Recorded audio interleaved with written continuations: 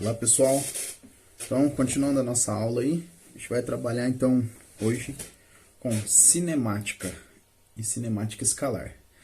Se vocês analisarem aí no material, vocês têm dois tipos de cinemática.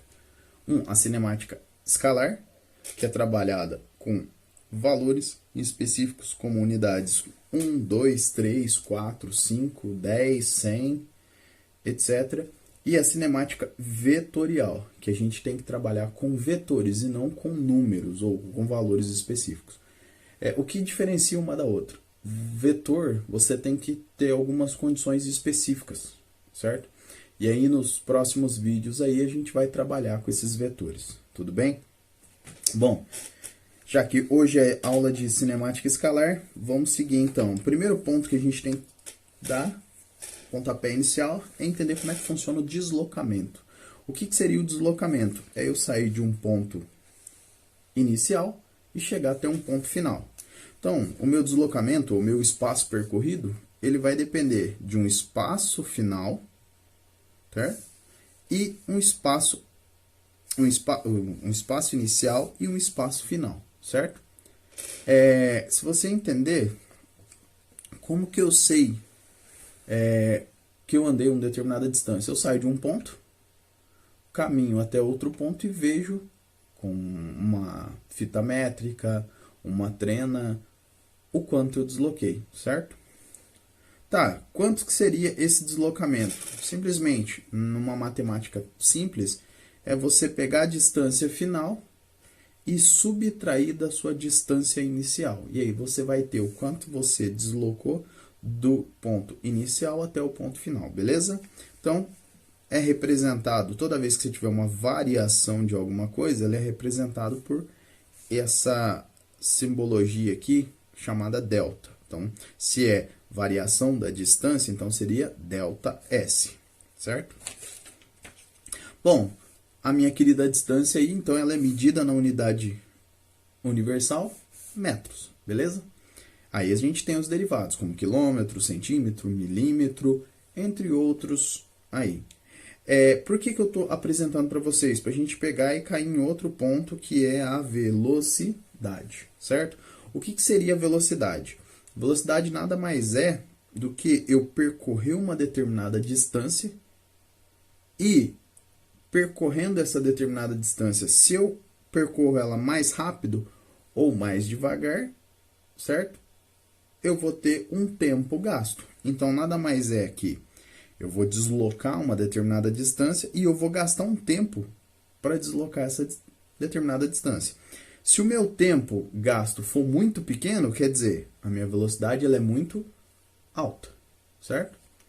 Se o meu tempo gasto para realizar essa distância ele for muito grande, ou se eu gastar muito tempo para realizar essa distância, certo? Quer dizer que a minha velocidade ela é extremamente pequena. Então, o que seria isso? Vamos supor que eu tenho aqui 1 metro a 3 metros. Então, eu sei que de 1 metro até 3 metros eu ando 2 metros. Tá, se eu quiser fazer esses 2 metros em 1 segundo, eu vou ter que andar muito rápido. Então, o meu tempo aqui ele vai ter que ser muito pequeno, certo? Mas se eu quiser andar esses 2 metros, certo? Em 2 horas, eu posso ir contando os passos e extremamente devagar que eu vou gastar mais tempo, tudo bem? Então, minha velocidade ela é extremamente menor, certo, pessoal? Já que eu falei para vocês aí que a distância, o deslocamento, ele nada mais é do que o espaço final menos o espaço inicial, ou a distância final menos a distância inicial, eu posso utilizar essa mesma regra para o tempo, ou a variação do tempo, ela nada mais é do que o tempo final menos o tempo inicial.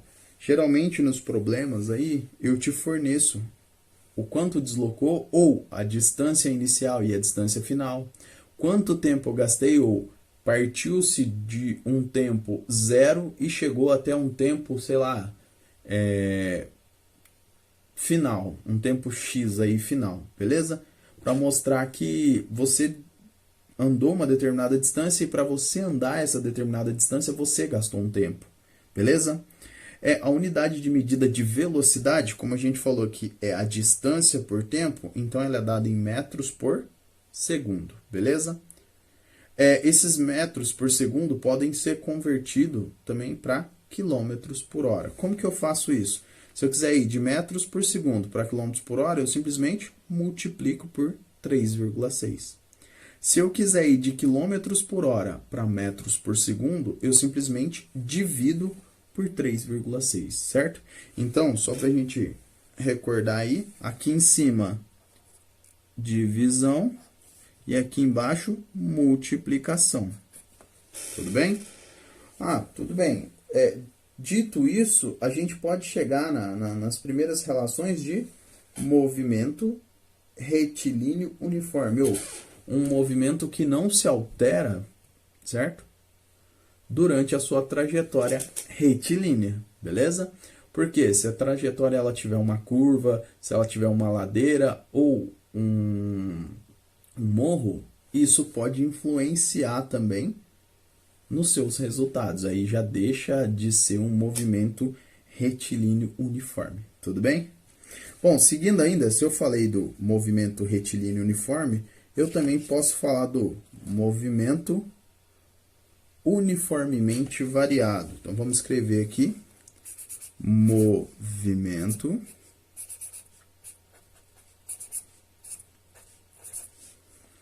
uniformemente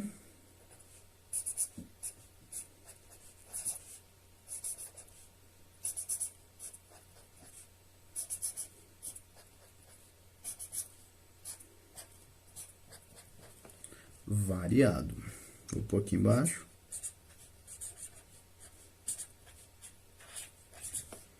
O que quer dizer esse movimento uniformemente variado?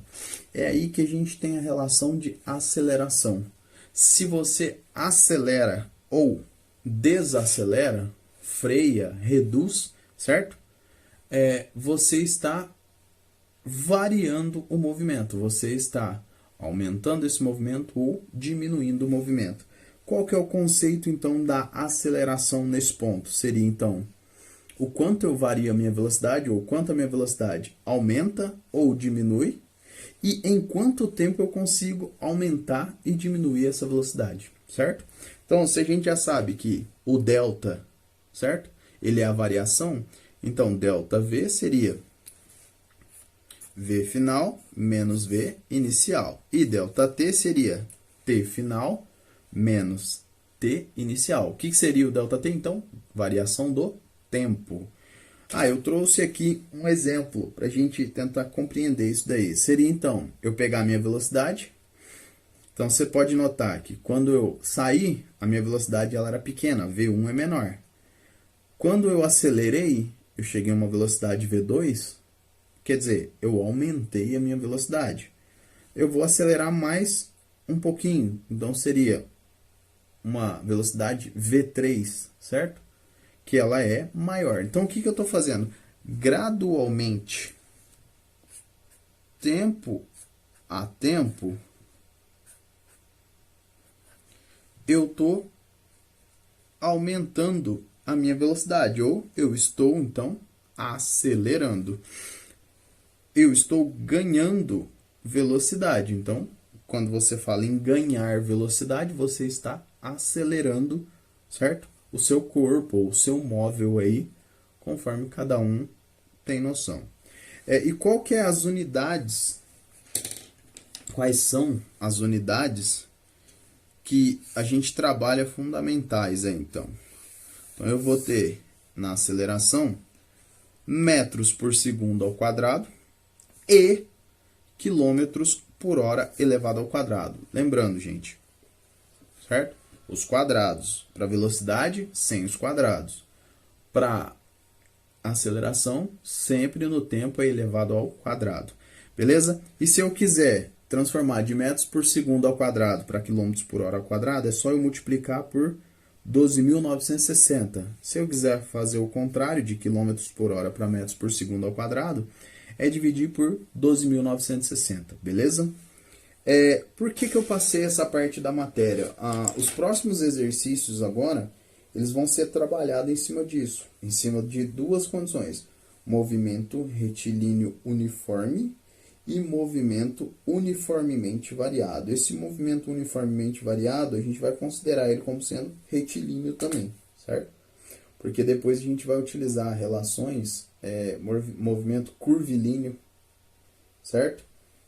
Para poder trabalhar aí o nosso conteúdo, certo? Pessoal, a aula de hoje era só isso. Depois eu vou soltar uns exercícios e vou também tentar gravar uma aula aí mostrando para vocês a relação de movimento retilíneo uniforme e movimento retilíneo uniformemente variado com algumas aplicações, certo? Obrigado.